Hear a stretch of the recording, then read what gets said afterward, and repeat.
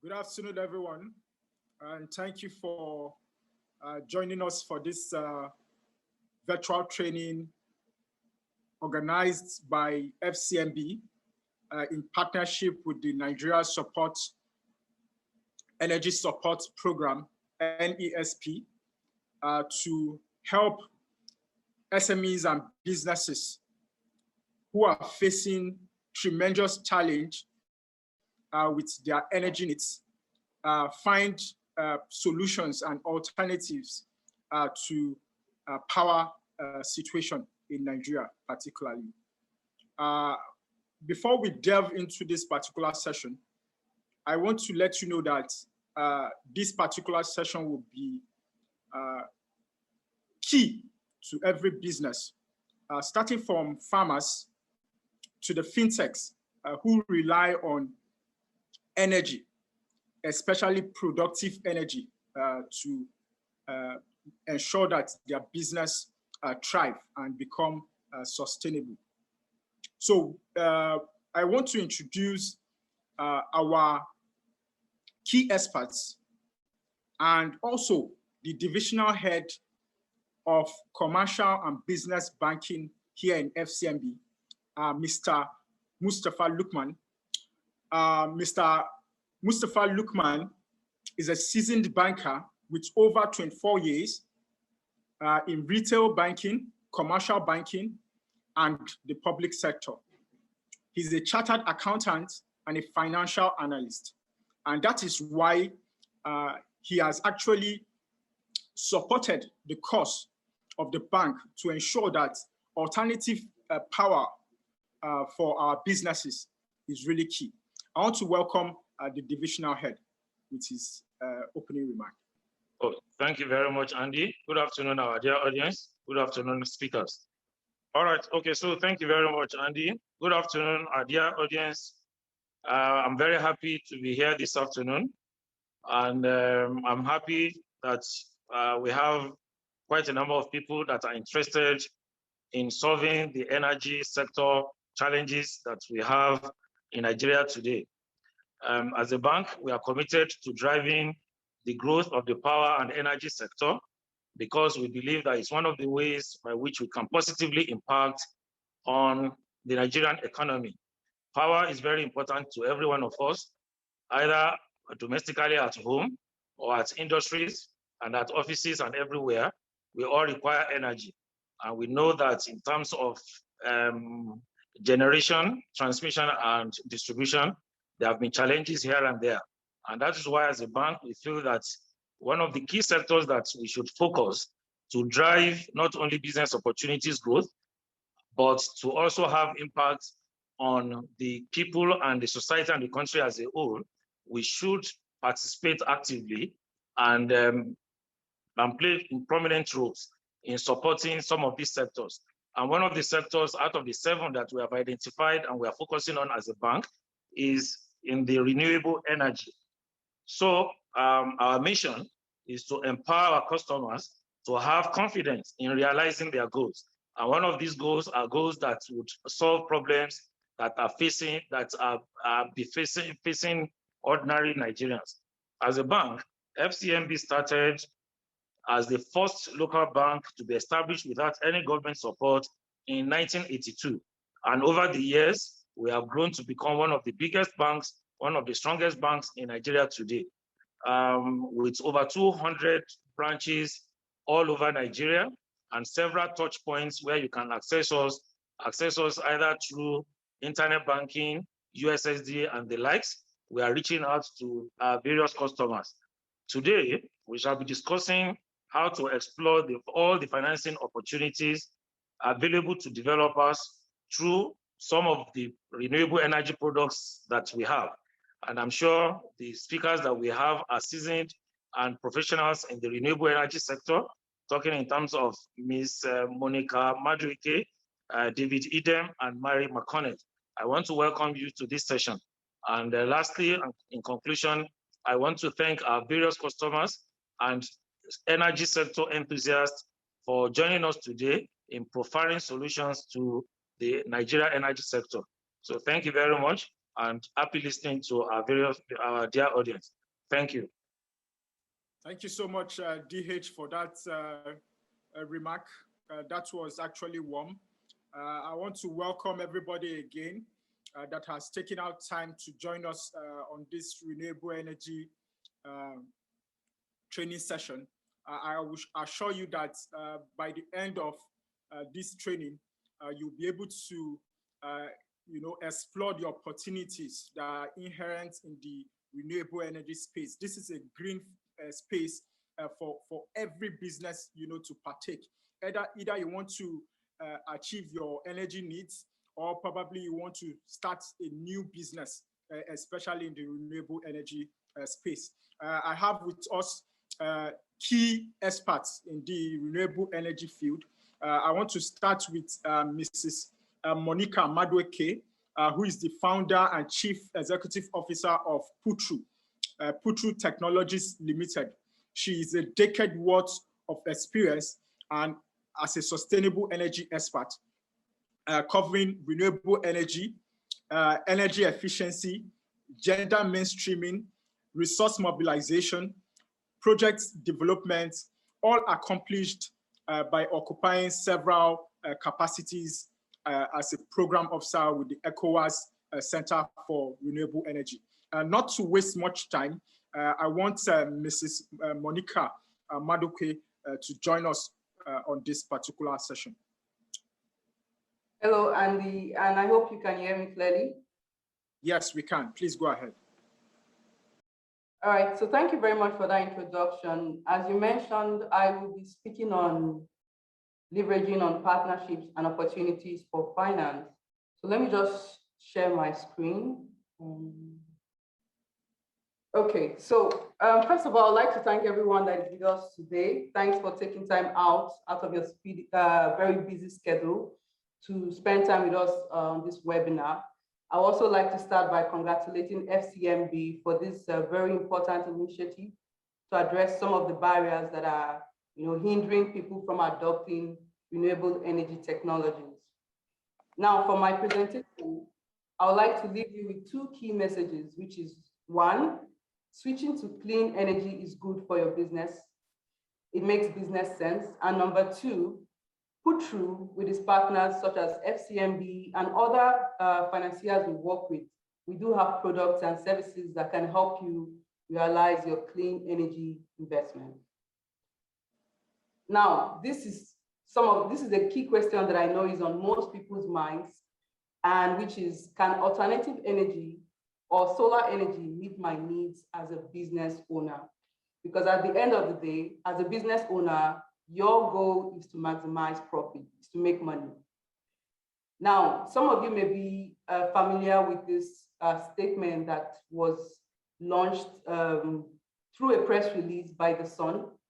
That was in March, beginning of this year, noting that man had spent over 80 billion naira on alternative energy sources. Now, this press release was talking about the high price of fuel. But why I wanted to show this was to really stress the fact that, as we all know, many businesses and households in Nigeria are generating their own power. Now, imagine if you were relying on a technology that did not need fuel. So the increase in petrol will not affect your pocket. And this is the reason for this webinar today. How does it create market opportunities?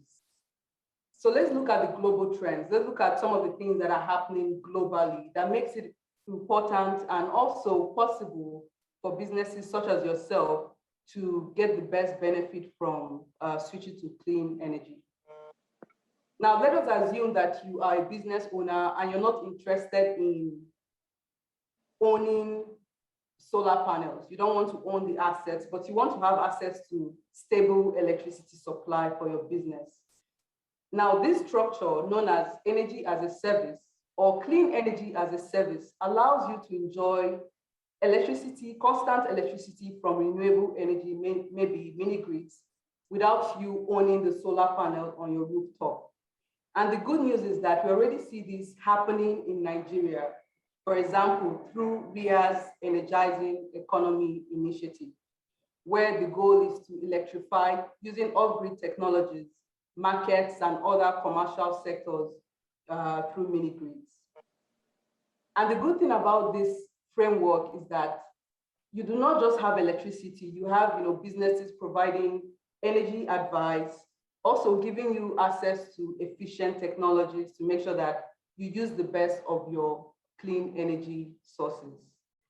And another thing I would like to mention is that through energy as a service or clean energy as a service, because the contracts are usually short, if your clean energy operator is not giving you good quality service, now depending on what is in that contract, you can easily switch to another operator if the market has good competition, of course. My other slide looks at businesses that are into producing electricity or are prosumers. Now, I won't want to spend a lot of time here because it's quite clear that because of the challenges in Nigeria's electricity sector, the opportunities are also huge. As a prosumer, you are producing electricity to consume for your business, and you're also selling electricity to people. So either which way, you're making money. Now, SMEs that are into manufacturing, this is where we like to put a lot of emphasis on, because our goal is to see Nigeria's electricity sector being sustainable. So if we're going to be promoting clean energy, we want to see our manufacturing industries being able to meet that demand. And we see situations whereby top global economies, for example, Australia or US, they're already strategically positioning their manufacturing industry to be globally competitive in the coming years as many countries begin to promote clean energy technologies. And the gap is quite huge in Nigeria because in our manufacturing sectors, we have only 3 subsectors accounting for only about 70% and more of manufacturing output. And these sectors are not the electrical subsectors in the manufacturing sectors. They are actually cement, food, or foodware. Now, the other side of my slide, I've listed out the top key market opportunities for the manufacturing sector. The good thing about what is happening in Nigeria is that we have a very conducive enabling environment. If you compare Nigeria to many countries in West Africa, Nigeria is kind of advanced when you look at the regulations that make it easy for consumers, producers of clean energy, or even manufacturers of clean energy to participate in the market. Now let's go to some of the very key things that I think most people here want to know about is how do we finance this? How do we get the money to make our initiatives possible? I would like to start with a statement from a very important person in Africa, which is the president of Afrexim Bank, where he said that the biggest problem we have in Africa is making financing available to businesses to do business. It's for reasons like this that we founded Put-Through, and our mission is to use technology and other strategies we have available to make sure that African energy businesses, those are businesses that are in the energy sector, are able to connect with financiers and to close investment deals. Our goal is that in the next years to come, Africa's energy market is able to meet its current and future energy demands in a manner that supports sustainable development. And while Put-Through may be looking at Africa as a whole, we are actually a very, very Nigerian company. We were registered in 2017. And last year, 29 October, we launched our digital platform that makes it possible for you to connect with partners and also financiers to realize your energy investment initiative. Put-Through aims to raise $5.5 billion over a 5-year period. And even though this is just a very small drop in terms of what Africa needs to close the energy gap, we're optimistic that we'll be moving the needle just by raising this amount of funds for energy businesses. And that the framework of Put-Through takes into consideration, as I mentioned, technology, what is happening in the technology space, but also we are very keen to make sure that companies speak the same language with their financiers. What does this mean? This means that you as a company looking to raise funds, you're matched with a financier that understands your business model. I'm sure many times businesses have talked about how they're finding it difficult to raise funds, even though they're always hearing, from financiers that funds exist, capital is out there, but they're not able to raise it. That's because you're not talking to the financier that understands your business and where you want to go to. Who are our customers? So first of all, many of those of you on this call are our customers because you are businesses that want to invest in the energy sector. The other customers are catalysts. Catalysts are our financiers. These are people that give debt or equity financing to your business. And on the other side, we have surveyors. Surveyors are the partners that will help you achieve your investment initiatives. These are foreign companies, companies from other countries outside Africa, or countries in Africa that are looking at entering into the Nigerian market. Our platform makes it possible for different parties to connect. Now, you're probably asking yourself, how do we even finance energy projects? Well, the first way we do this is by signing partnerships with anchor financiers. These are big banks. So for example, last year, November, we signed a partnership deal with the ECOWAS Bank for Investment and Development in agreement that they will finance projects on our platform that meets their requirements. Putri is also partnering with the West African Development Bank, which is the bank that covers the Francophone West African economies. And we're also partnering with the Development Bank for Eastern and Southern Africa. For these banks, the interest is very large deals. So they're looking at something from a minimum of $25 million. But we also work with commercial banks that are interested in supporting smaller transactions. And I've listed here the different stages by which we bring DFIs, these are development finance institutions, commercial banks, and foreign and domestic investors to operate on a transaction. So whether you're looking at something below $25 million, we do have solutions for you as well. However, the people that are looking for a minimum of $25 million are our key clients. So we call them premium clients. And usually what we do is when they give us, they ask us to raise funds for them, we do a preliminary assessment of what they are offering, the investment opportunity. And if we consider them to be ready for financing, we immediately connect them with financiers. If, on the other hand, we don't think the transaction is ready for financing, we work with top-notch management consultants to improve that transaction before it's taken to the platform to raise funds. And we have a soft spot for state-owned companies, meaning that we don't charge them anything until we've secured financing for them. As I mentioned, Putri has different clients. So whether you are above $25 million or below it, we provide certain tools and resources to help you meet your energy or fundraising needs for your energy initiative. Our goal in Putri is to, over time, build financially sound African energy companies that are able to mobilize funding to expand their business operations. So for example, we have a free readiness financing template. We also have, resources that we develop to make sure that you understand what financiers need. And with FCMB, last month, we launched this special report, which is free on our website, and other services we provide to make sure that you're able to meet your business needs.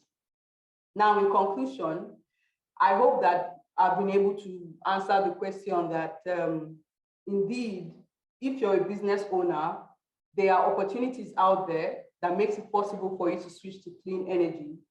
And working with partners like FCMB, and of course, through the framework we have with FCMB, we're able to empower African companies to become investment ready. And we're also able to connect you with financiers, as well as create partnerships to realize your energy sector investment. We are, as we always say, we're just an email away. So if you have questions or you would like to ask for some of our resources, feel free to write to us. And thank you for your time. Over to you, Andy. Yes, thank you so much, Monica, for actually, inciting and educating our customers on how, Putru is assisting the renewable energy space. You mentioned three key items: empowerment, connecting, these customers, and also creating, that opportunity. And that's the need for our customers to, leverage these opportunities. One other area you mentioned was how you can, connect the customers to about 25 million worth of, financing, and those that are below it can also leverage. And I want to assure our viewers and our participants that that is one partnership that FCMB has brought, to the renewable energy space. I want to move to the next speaker who is on standby. I have Mr. David Eden, who is the Chief Business Officer at A4&T Power Solution. He's a sales leader and a business expert with a background in economics and education. His career spans over several industries, including print media, NGOs, real estate, mortgage banking, pay TV, and now renewable energy. Before I let Mr. David Eden go ahead with his presentation, I want to urge you to share your comments, drop it on the chat box. I'll tell you that we'll pick that questions and share with our guest panelists. We have quite a number of interesting presentations that you really get to enjoy after this session. Please, Mr. David Eden, you can proceed. All right. Thank you, Andy. Good afternoon, dear audience. And that was an insightful presentation from Monica. Before I proceed, please permit me to share my screen. Okay, let's start by saying that it's a good thing that we're having this webinar today. And I must use this opportunity to appreciate the FCMB for the support that you have extended to A4&T as an organization and also for the SMEs. Before we proceed, I would rather want to lay some foundation in terms of the current issues that we have in the energy sector that necessitate our switch into renewable energy. We are aware that presently the energy sector is dominated by a public sector-owned supplier. And currently in Nigeria, we're having an unstable power supply. Now, the recent World Bank report indicated that the federal government has actually borrowed about 1.3 trillion naira in 4 years between 2017 to 2020 to subsidize electricity. And electricity that is a little bit unstable, And if nothing happens between now and the end of the year or 2023, that subsidy would now increase from 1.3, to 3.08 trillion naira. And the current report also indicated that electricity tariff shortfall in 2020 was about 502 billion. And looking at the subsidy that the federal government is giving, there's a plan that the federal government is actually going for full recovery of this tariff. And it is important for us to note that it is inevitable that there's going to be electricity tariff increase. If you also add that into the fact that there's also current discussion in terms of the price of the pump price of petrol fuel, we discovered that currently the discussion revolves around about 300 naira per liter.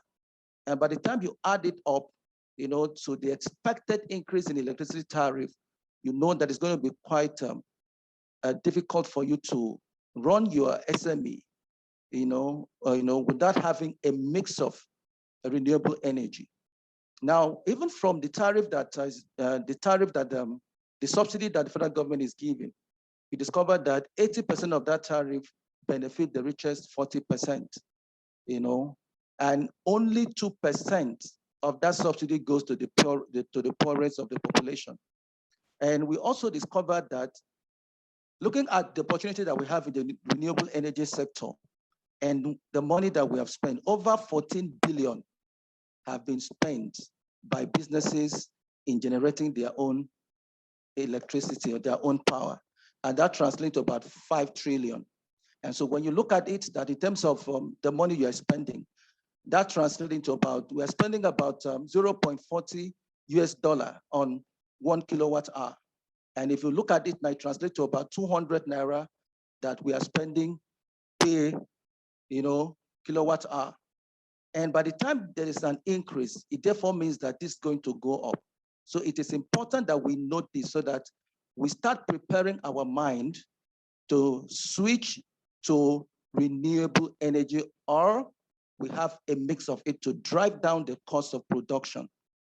Now, in the industry, as it were, you should also know that if we are able to develop the off-grid alternative to complement the national grid that we have, it has the potential of creating about $9.2 billion, income per year. And that translates to about 3.2 trillion. So you begin to think now that how can you benefit, in having access to this revenue that the industry has. So let's look at it, because I need to come down to those who may not have knowledge of what the clean energy is all about. So what we are promoting here is to ensure that either we have a mix of clean energy with the national grid, or we completely switch to renewable energy. So when we talked about clean energy, we're looking at energy from renewable sources that produces no emission. It is also important for us to note that with the current setup that we have, climate change is an issue where we are experiencing a lot of acid rain. Our climate is unpredictable because of pollution coming from emission of these poisonous gases into the environment. So when you switch to clean energy, you are also contributing to the clean environment. And then we also look at what are the current issues too. Assuming, you are ready to transit into green energy or renewable energy. What are the reasons behind this webinar that we have? We are saying that currently, the electricity that we have in the country is unreliable, and because of unstable power supply we have, SMEs, households, and organizations, the economy is losing 7 trillion to 10 trillion annually due to unstable electricity. Now, when you have this, it translates into a high cost of running business. Now, we also discovered that currently, we are using about 22 million generators in Nigeria to power our economy. Now, out of these, 26 of these 22 million is for the household, and then 30% goes to MSME. And in 2018, it is also stated that from the report from World Bank report that about 3.7 trillion was spent on purchase and operation of generating sets.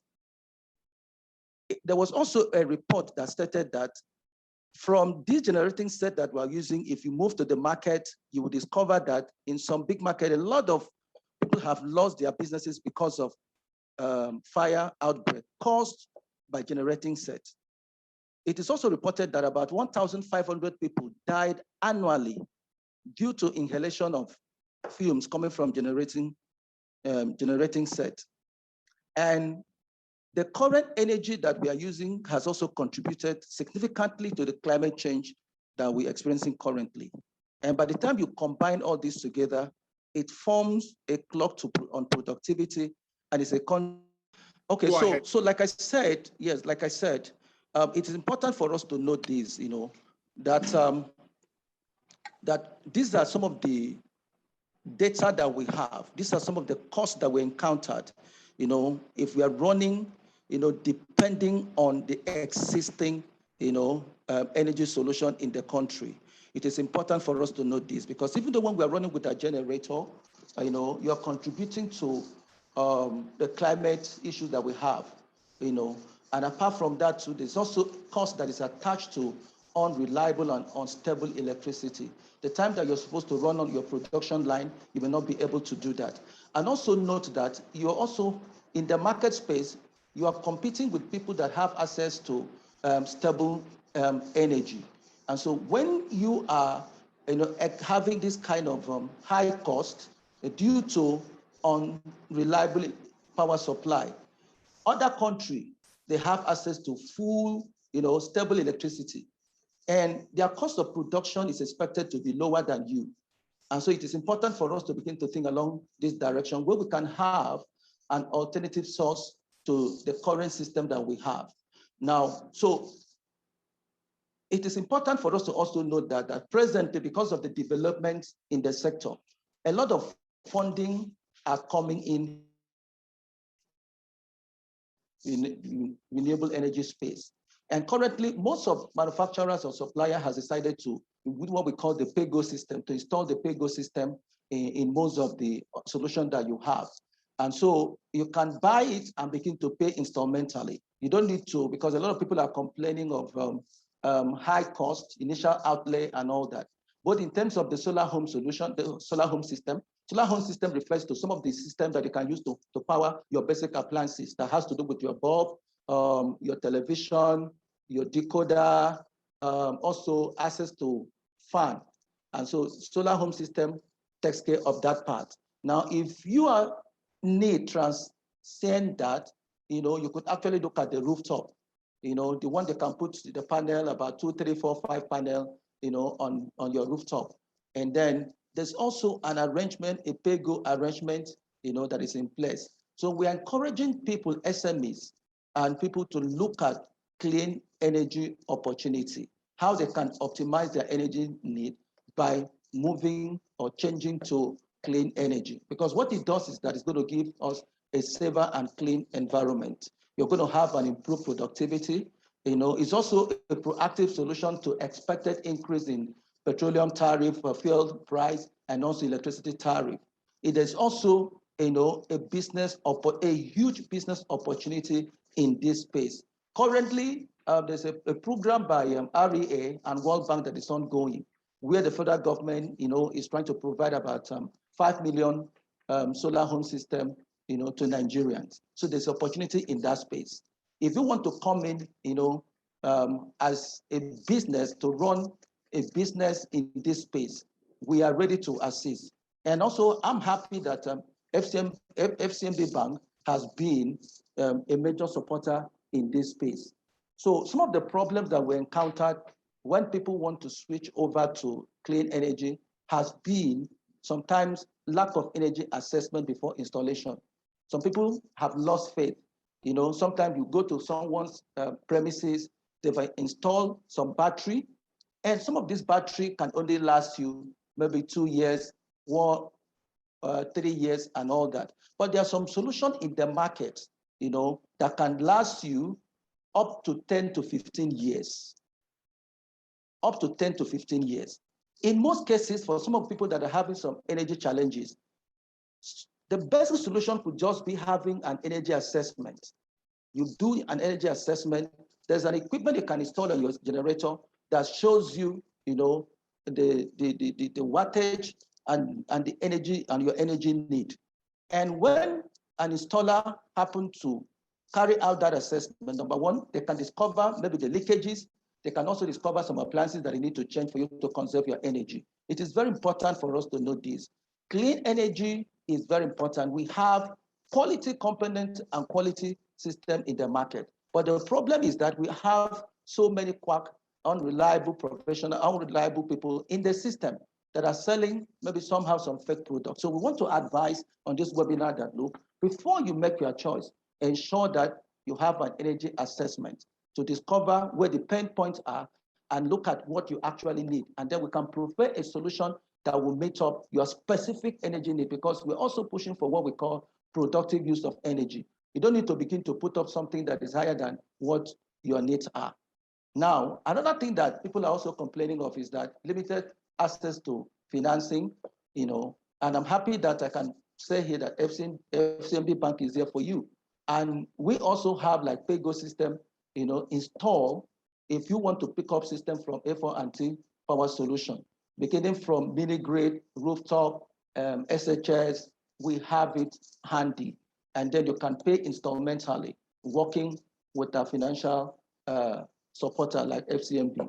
Now, another issue has to do with, like I mentioned earlier, you look at some system, for example, you need to know the difference between the lead acid battery and also the lithium ion battery. Currently, there is a new technology in the market called the lithium ion phosphate battery. It's the same technology that Tesla is using for electric cars, but you have that, as one of the technologies that is used for battery production.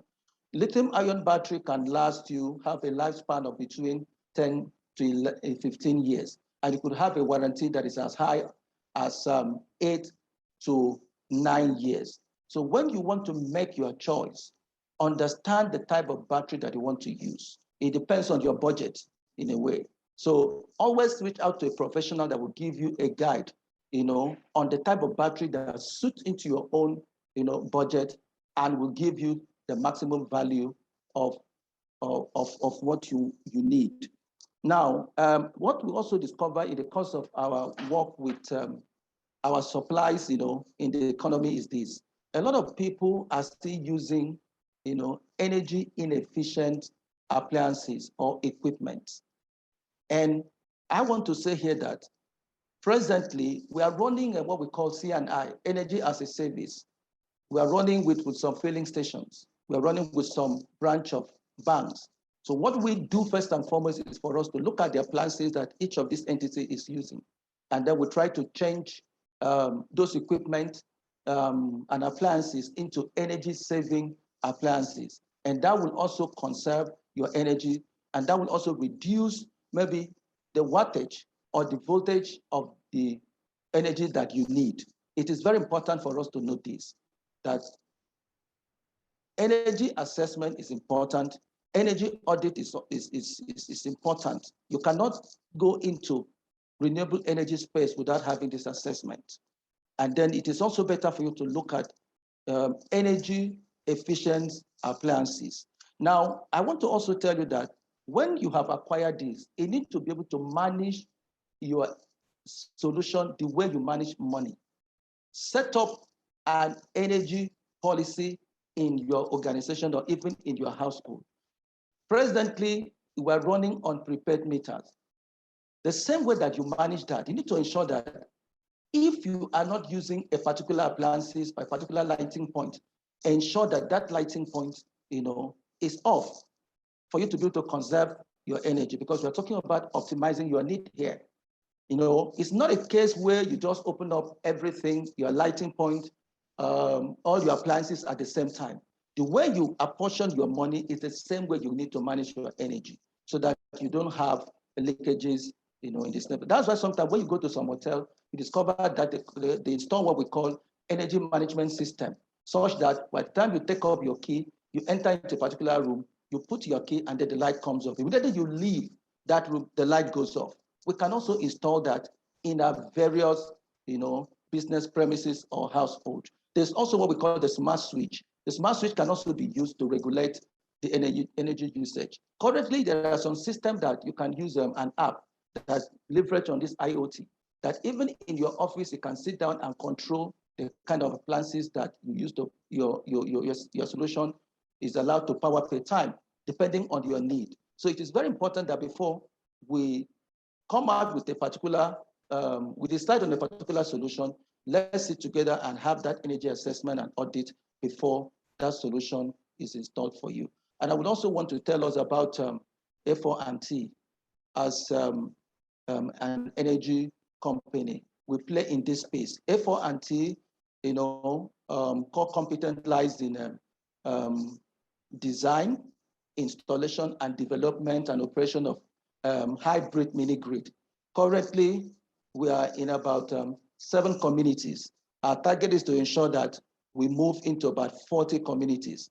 The fund is there. So if there's anyone here that needs mini grid in your area, reach out to A4&T. We can deliver that solution to you. The fund is there, provided by World Bank. What we need to do, the criteria is that the location must be like 10 kilometers away from the national grid. So we need to know this. We also have different types of solar home solution, ranging from 10 watts, 30 watts, 60 watts, 100 watts, 533 watts, with different converters, with different solutions that can meet your need. And it comes with a pay-go system that you can pay installmentally. And anything that has to do with solar, we are ready to provide for you. We're also involved, like I said earlier, in C&I, energy as a service. We also do training and human capacity development.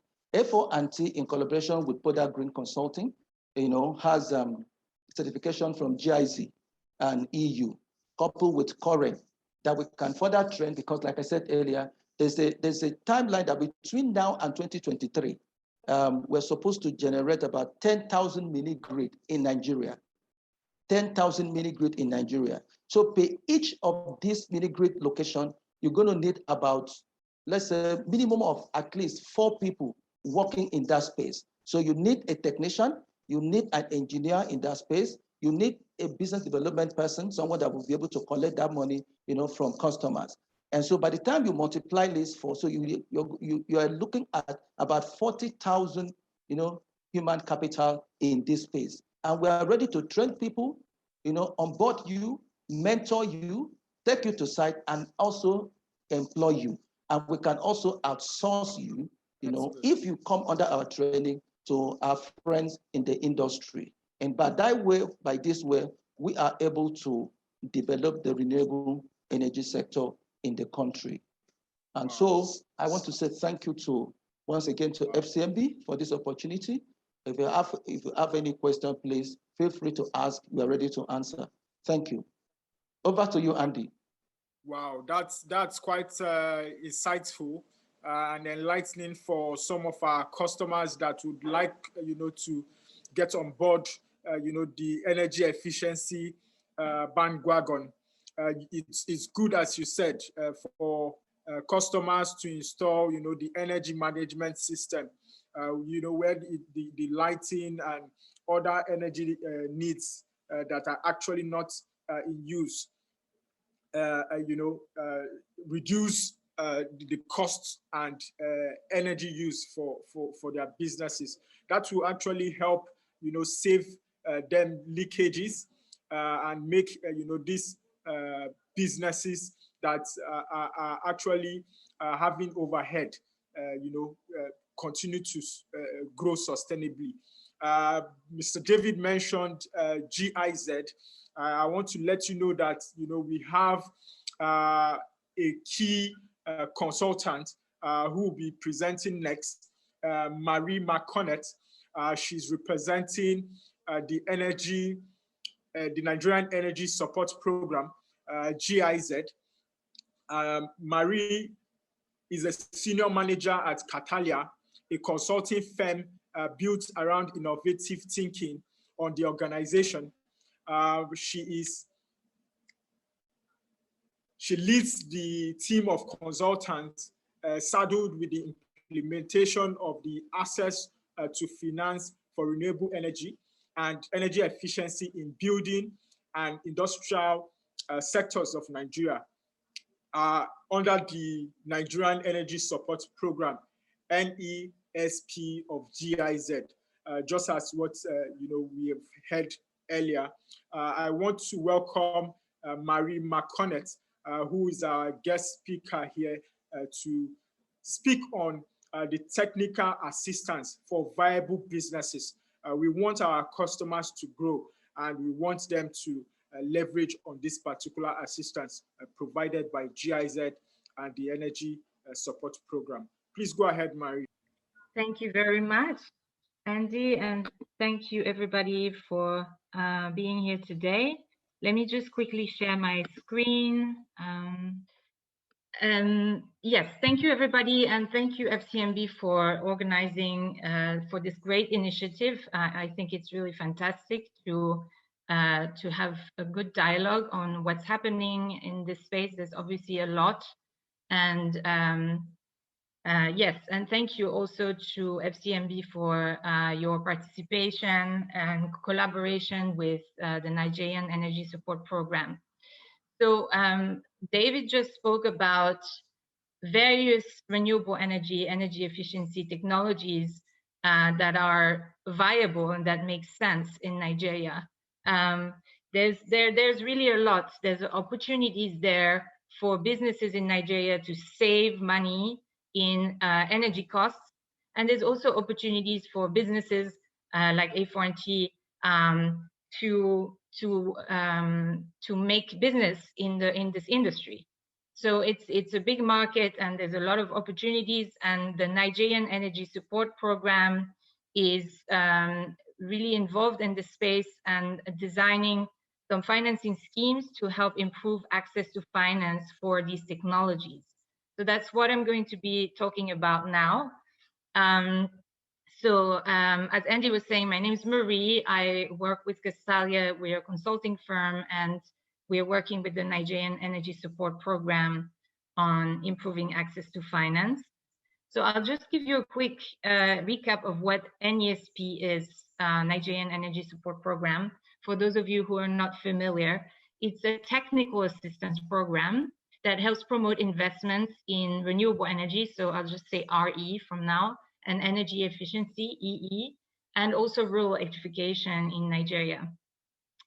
So the program started in 2013 in its first phase that lasts until end of 2017, and now the program is in its second phase that's going until November 2022. It had in total around 33 million euros, and it's being implemented by GIZ in collaboration with the Federal Ministry of Power. And the approach is to provide advisory services to the Nigerian government in regards to energy policy and management, with an overall objective to improve the reliability and access to electricity, and to reduce greenhouse gas emissions, so more environmentally friendly, and thereby to contribute to economic and social development in Nigeria.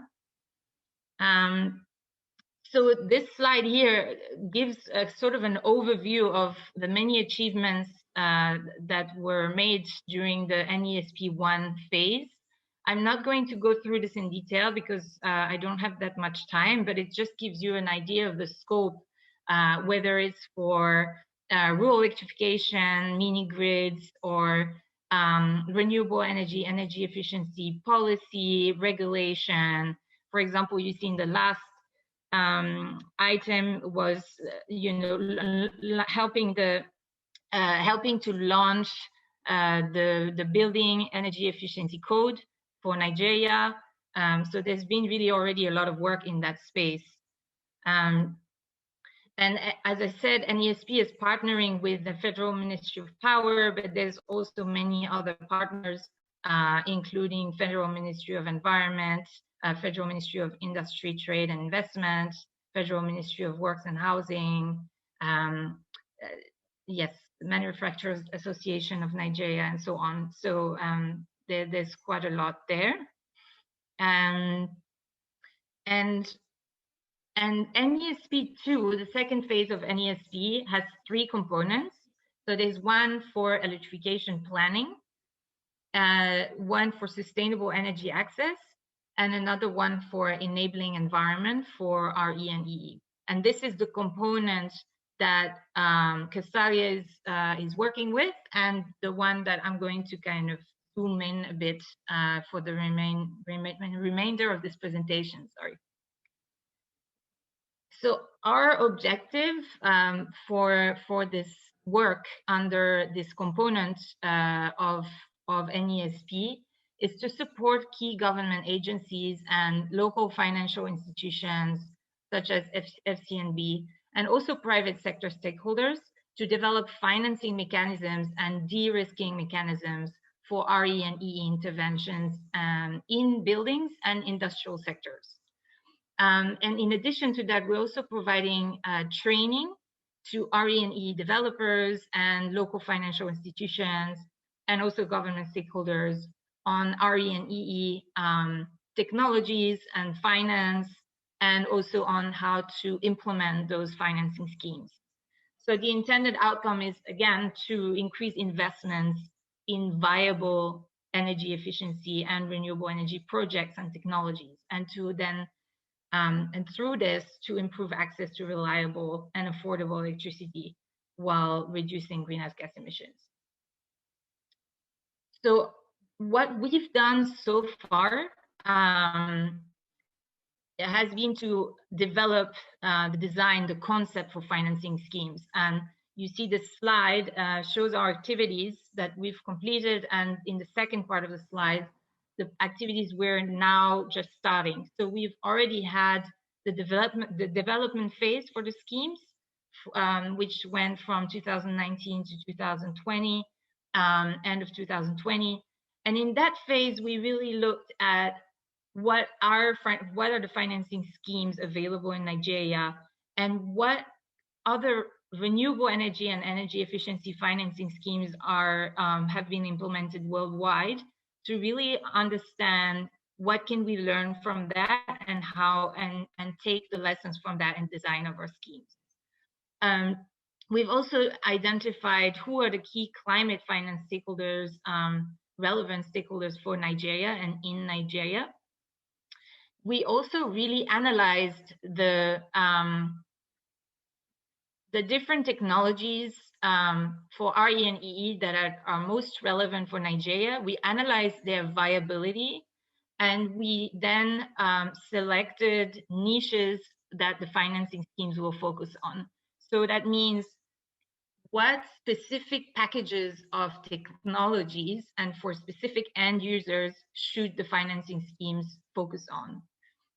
So we worked with a lot of stakeholders in Nigeria to validate all of this work. And we then designed 3 specific financing schemes that I'm going to talk about, and then provided also some training to local financial institutions and RE&E companies and government stakeholders. Now, in the current phase of our work, we're working on the implementation. So now that we've designed the concept, we're going to prepare a financing strategy and help raise finance for the schemes. We're developing operating tools for the schemes, and then we'll provide further training to stakeholders to really implement the schemes. So what are these financing schemes? Well, we have two schemes that are really targeting renewable energy systems and energy efficient technologies and appliances, and one that's focusing more on building envelope, so like energy efficient buildings. So the first one is a scheme to provide energy efficient, to finance energy efficient retrofits and renewable energy systems in packages. And it's targeting residential customers across different income segments. And the idea is to have predefined packages of technologies that customer can pick, and these technologies and services will be provided through via a delivery model that is called the ESCO model, Energy Service Company model. I'll touch on that in more detail in a little bit. The second scheme is for the commercial and industrial sector, and specifically for the subsectors shown on the slide. So hotels, shopping malls, hypermarkets, universities, and then food processing, pharmaceutical industries, and the steel, scrap metal, and cement industry. And for these, for the scheme, the design is to use a delivery model that's based on a hybrid ESCO model. So I'll explain that also in a second. And then the last one is a scheme that's targeting low-income households and purchases of low-cost houses, and also real estate developers who are developing low-cost houses. And so, as I said, it's for an EE building envelope, so to develop an energy efficient, low cost house. And the idea is to develop a sort of a prototype and model for a EE low cost house that any developer will be able to implement. And in parallel, of course, there's going to be a financing scheme for these specific houses that will be accessible to the buyers and also potentially to the real estate developers in order to build the homes. Now, for all of these schemes, we will be using a combination of 3 instruments. First, risk mitigation instruments. It's really about providing access to financing for people. So enabling access to finance with risk mitigation instruments, making it less risky for banks to lend money to people and businesses for these technologies. There's going to be also concessional finance to lower the cost of loans, the interest rate, and some technical assistance as well, provided through NESB. So just to zoom in a little bit more on the commercial and industrial sector scheme. So there's going to be, this slide really shows the anchor technologies for this scheme. So these are technologies that we've identified would actually make it worthwhile to have a transaction from the perspective of the business and also from the perspective of a bank. But of course, any business in these segments can also invest and obtain finance for additional technologies that also make sense. So there's going to be, so for hotels, shopping malls, hypermarkets, and universities, we've identified solar photovoltaic systems, solar water heaters, and energy efficient appliances like light, energy efficient fridges and air conditioners. For the food processing industry, it's energy management systems that David mentioned earlier, variable speed drives, which are applicable to motors, and compressed air system improvements. For the pharmaceutical industry, it's trigeneration, which is a combination of power, heat and cooling. And for cement, steel, and scrap metal industry, it's waste heat recovery and variable speed drives. So now let's look a little bit more into what these models are. What are these delivery ESCO and hybrid ESCO models? So traditionally, in Nigeria, most renewable energy and energy efficient technologies were procured via what we call a turnkey EPC model, which is if you have a business and you want to install, say, a solar PV panel on your rooftop, you would call a company that sells these systems and ask them to come and install the equipment on your rooftop. Then you provide them a fixed fee payment for the service. If needed, maybe you can pay them under an O&M service contract for operating and maintaining the system, but your business remains responsible for covering the financing of the equipment. You pay the equipment up front, you own the equipment, and therefore you are the one who bear the risk of this equipment performance. Under the ESCO model, well, the RE&E company is the one who is going to be covering the upfront payment. That company covers the financing and owns the equipment. They will install the system on your rooftop, but they will then bear the risk of that equipment performance because their remuneration will be based on the performance of the equipment. So how much energy is generating or how much if there's energy efficiency involved, how much energy is saving, cost it can save. Now, under the hybrid ESCO model, it's a bit of a combination of the two. And this is what we're using for the commercial industrial scheme. So the customer the company who wants to have the system installed is the one that's going to purchase the equipment, but the RE&E company that installs and maintains the equipment has a payment that's based on the performance of the equipment. So in that sense, the performance risk of the equipment is shared between your business and the RE&E company. So that's the difference between the different models. Now let's look at what it looks like concretely for a business to have to procure equipment under this scheme. So say you own you're an SME with a hotel.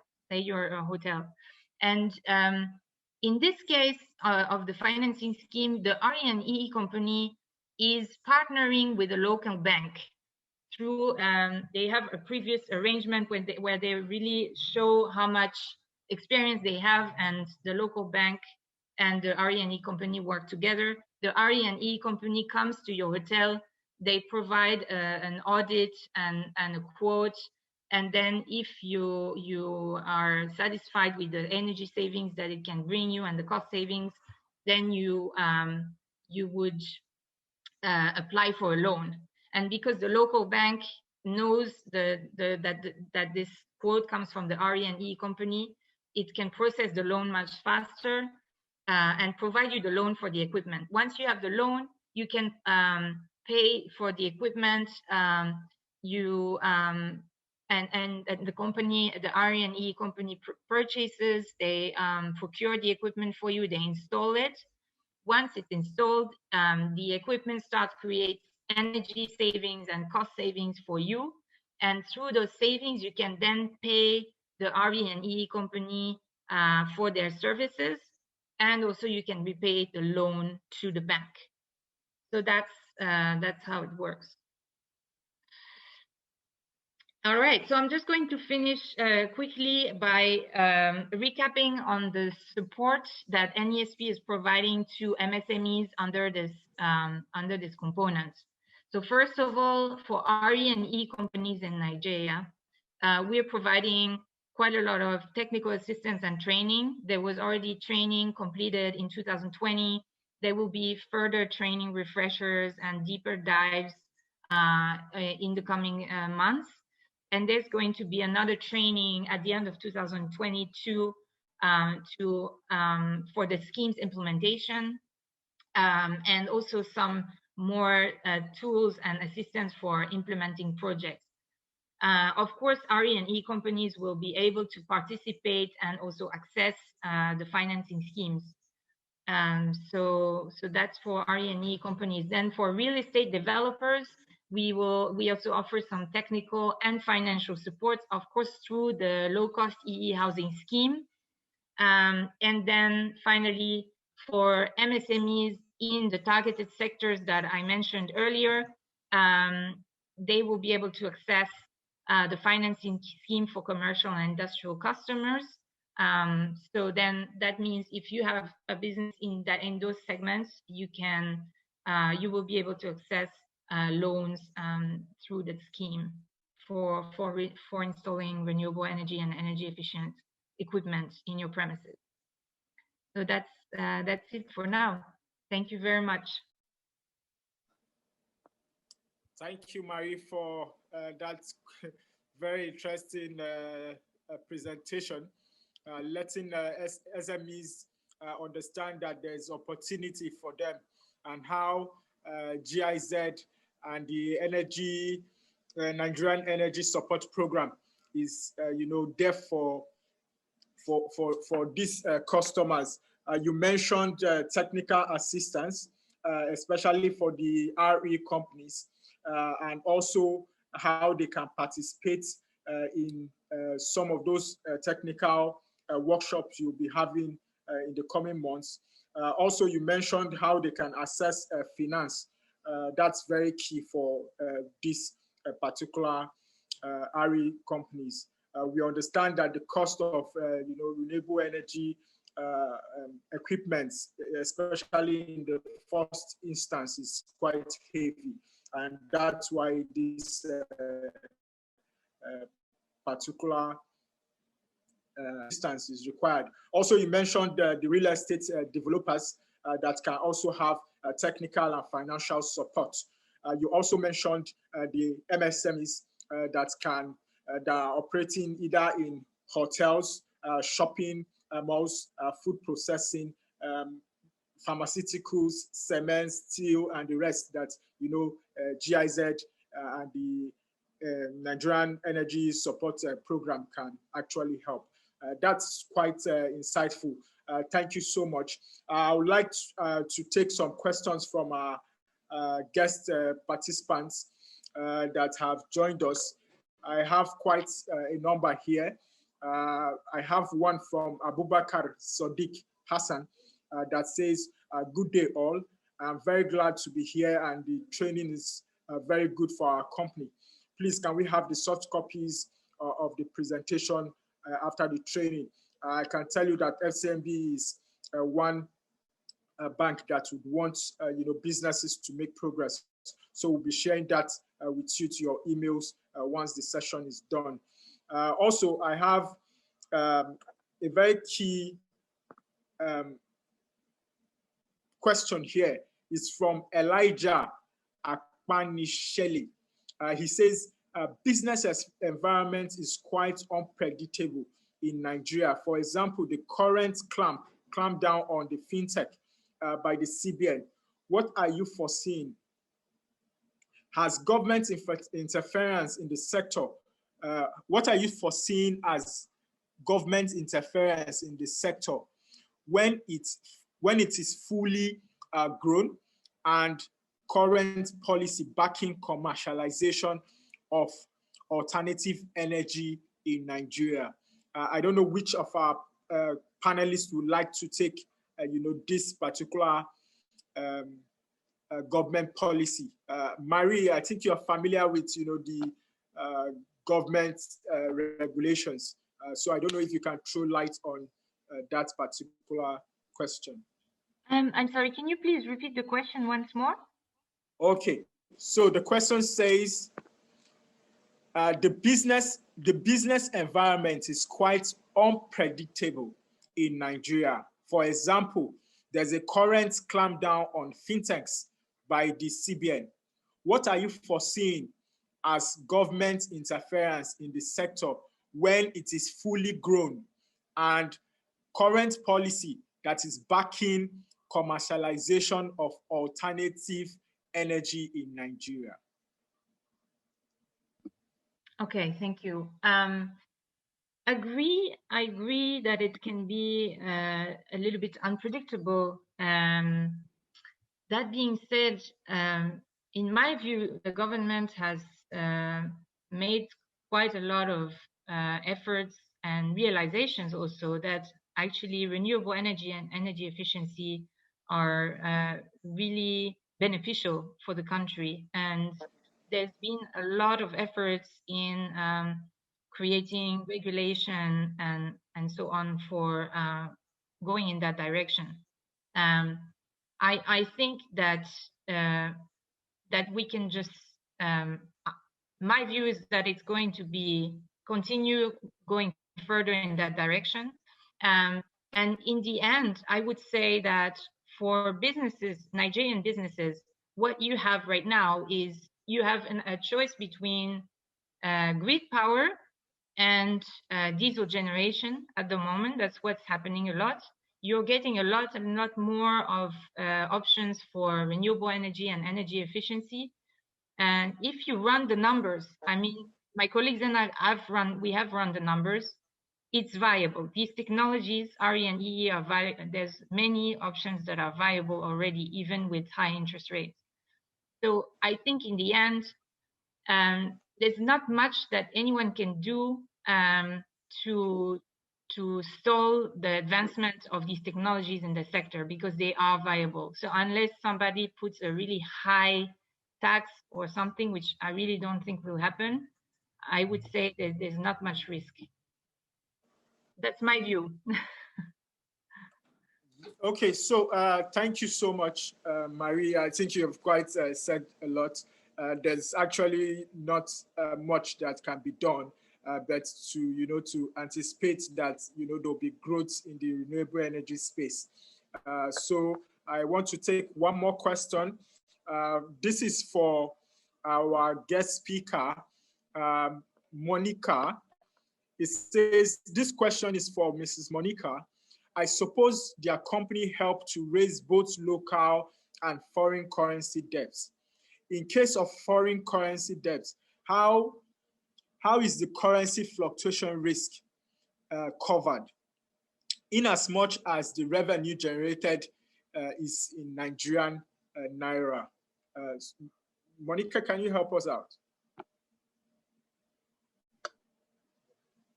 Thanks, Andy. With my pleasure, actually. So before I go to that question, I really would also like to touch on the question regarding government interference. I just want to really say that I think NERC has done a very good job in developing, the necessary regulations to guide the market. And they've even been cases, I think, in the eastern part of Nigeria, in Aba, concerning the agrarian market.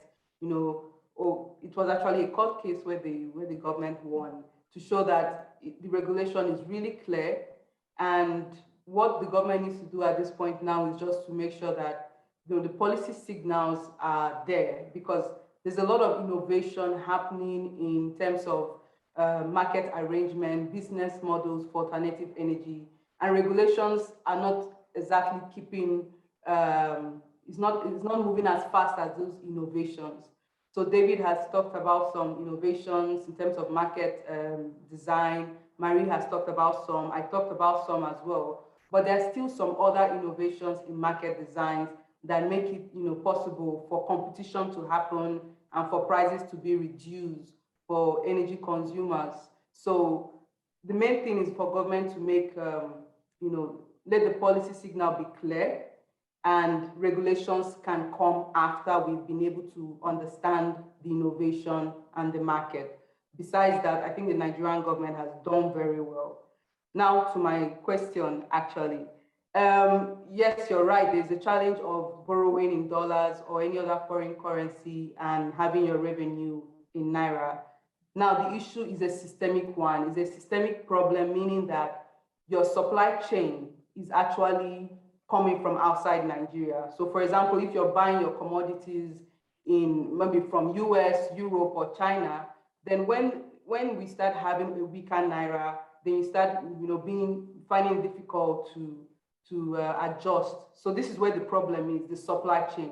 Now, it depends on the design of your project. So if your project is designed in a way that as much as possible, your supply chain and the value chain in general is dependent on Naira, then you're more protected. So first of all is the design of your transaction. Then the second part is most commercial banks now are only giving out loans in Naira. So if your project is sort of an international project in the sense that you will need to have a supply chain from outside Nigeria, then you should look at a situation whereby there's a syndication between banks that are willing to give. Syndication means that you have different financiers coming to participate in your transaction. So for example, you have a DFI, that's a big bank, a regional bank or continental bank, bringing dollars. Then you have the commercial bank giving Naira. Then the different revenue stream is structured. So this all goes into really designing your project. But this usually happens for large transactions. So these are people that are looking for significant size of investment. And there's also the option of FX hedging, but this increases the cost of production. So you usually not see businesses going for, hedging of foreign currency because it's expensive to do. So there are different ways depending on your transaction, depending on the size of your transaction. But I really think that the main thing is the supply chain. As much as possible. That's why we put a lot of emphasis on the manufacturing sector. We need to have our supply chain in Nigeria and Africa to be as much as possible be local. So this is what I have to say on that. Thank you, Andy. Thank you so much, Monica. You have actually done justice to that, question. It's a very key issue, with FX, doing business with FX and, getting international funding. Also, I just want to conclude with this last question. It says, please, what products, business opportunities, and financing do you have for SMEs in urban areas? Because you people are focusing on universities, real estate developers, and business in areas far from the national grid. I would like, our head of emerging segment, who is taking the closing remark, to come help us explain some of the offerings, the renewable energy sector that is available for the renewable energy sector from FCMB.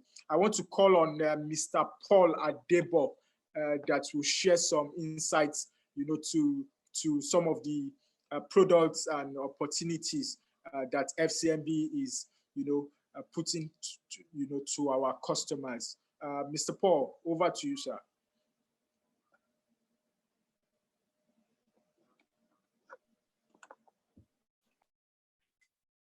Hi, Andy. Can you hear me? Yes, we can hear you. Go ahead. Okay, fantastic. Thank you, everyone.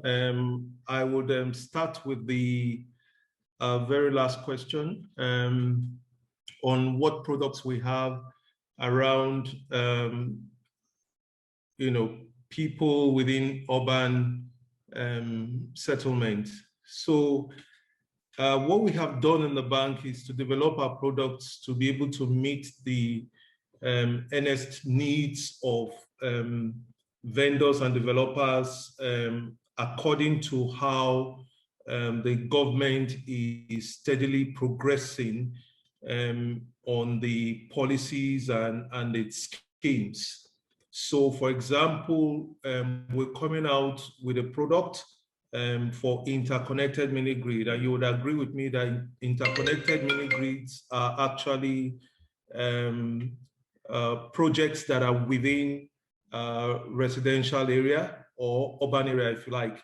So what it means is that in communities and in locations like markets or highly industrialized areas, there is a chance where developers can play within that space. So you can approach the bank if you fall under any of those schemes for financing. I'll be very, very happy to oblige you.